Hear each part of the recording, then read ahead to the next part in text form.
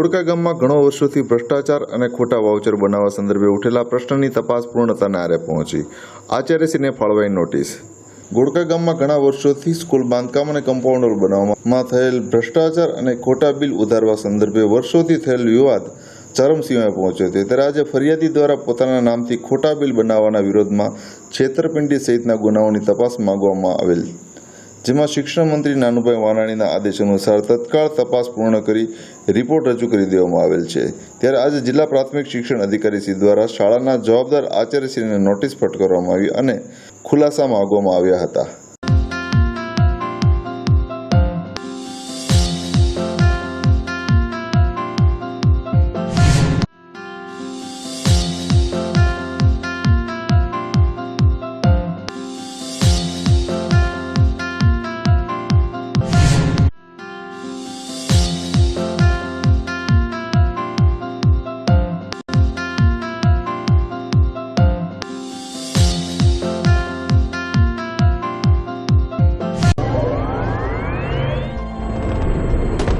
તો જે બધું છે એ ઓન પેપર છે, મોઢાની કોઈ વાત નથી.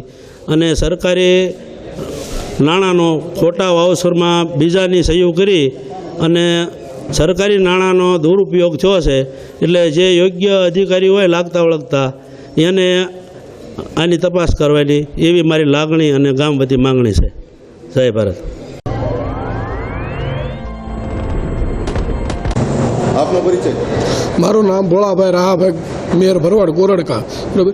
મારા નામના 2 ગાડી ઈંટો નાખી એના 44,000 રૂપિયા મને ખાલી મળેલ છે. મારા નામના ખોટા વાવસર ખોટી સહીઓ કરીને મારા નામે 3 થી 3.5 લાખ રૂપિયા ઉધારી દીધેલ છે. બરાબર. એ પૈસા મને મળેલ નથી તો સરકારને એ જવાબ તો લેવો પડે ને કે આ પૈસા ક્યાં આ પૈસાનું કર્યું હું. બરાબર. કાલ હવે સરકાર મારી માથે સડી બેઠે મને જવાબ પૂછે તો મારે એનો જવાબ હું આપો સરકારને તે કે આ ઈંટોના પૈસા તમે લીધા નથી, તમે સહી ખોટી કરી છે, તો આ જીવ ક્યાં એમ મારું એટલું જ કહેવાનું છે. ઈંટો નાખવા માટે સંપર્ક તમારો? સંપર્ક અહીંથી નથી, ગામમાંથી નથી કે ભાઈ આ ઈંટો અહીંયા તમે નાખો, આપણે ગામની નિહાળ બંધાય છે તે. બરાબર. આટલું જ મારું કહેવાનું છે, મારે બીજું લાંબુ કહેવાનું થતું નથી. આપનો પરિચય? નાંદરિયા વિમળાબેન. હું ગોરડકા અત્યારે આચાર્ય તરીકે ફરજ બજાવું છું.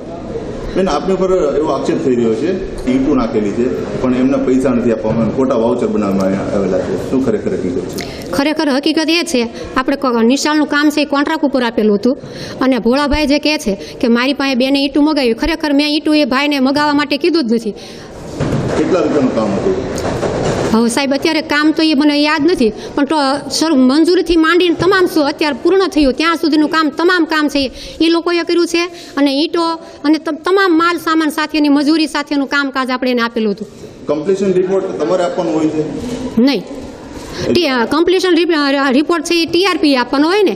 મકાનનું મંજૂરી છે એ ટીઆરપી લઈ આવે અને કોન્ટ્રાક્ટ છે એ પણ આ કામ છે એ ટીઆરપી દ્વારા જ થાય. અને આ કામ સારું થયું છે કે નથી થયું એ પણ ટીઆરપી જ મંજૂર કરે. એની ઉપરના જે એન્જિનિયર હોય એ મંજૂર કરે. મંજૂર તો મારે તો કોઈ દેખરેખ સાહેબ રાખવાની ન હોય કોન્ટ્રાક્ટ હોય એટલે. એની જે કોન્ટ્રાક્ટની રકમ છે એ કોના દ્વારા ચૂકવવામાં આવે છે? કોન્ટ્રાક્ટની રકમ છે એ મારા દ્વારા ચૂકવવામાં આવી, તમામ ચેક દ્વારા ચૂકવવામાં આવી છે. એટલે એના જે વાઉચર છે એ ચેક કરવાના તમને જવાબદારી બને છે? એટલે આપણે જ્યારે ઓડિટમાં ગયા ત્યારે એ ચેક બધા વાઉચર મારી પાસે આવ્યા એટલે એમાં મેં સિક્કા મારી દીધા. એટલે એ વાઉચરમાં તમે ખરાઈ કરી હતી કે ખાચા વાઉચર કે ખોટા વાઉચર? હવે સાહેબ એટલું મોટું કામ હતું એટલે કોને કામ આપ્યું ને કોને ન આપ્યું હોય એ ખરાઈ આપણે નહોતી કરી. એટલે ત્યાં એક ચૂક રહી ગઈ ને ત્યાં હા, અને ત્યાં ચૂક રહી ગઈ અને આ ગામના જે લોકો છે એ મારી ઉપર ચડી બેઠા અત્યારે અને ખોટી મારી ઉપર ઉચાપતનો આ કેસ લગાડી અને મારી ઉપર ખોટી ફરિયાદ કરી છે.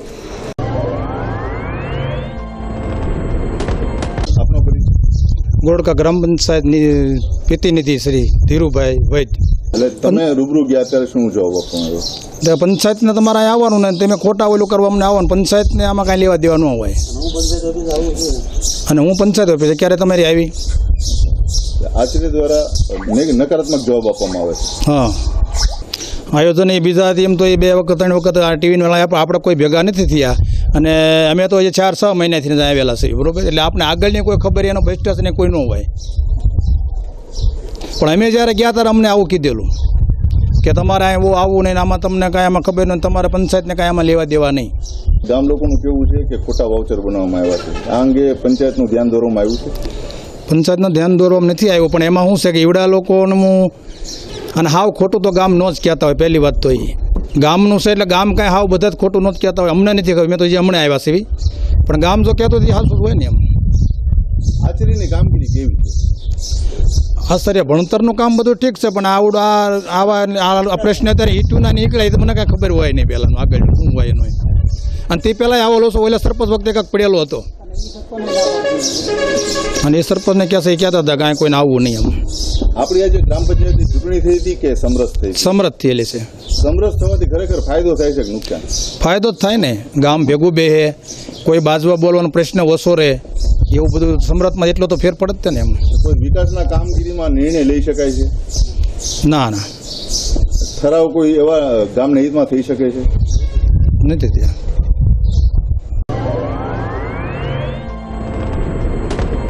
સાહેબ આપનો પરિચય? એચ ચૌધરી, જિલ્લા પ્રાથમિક શિક્ષણાધિકારી, બોટાદ.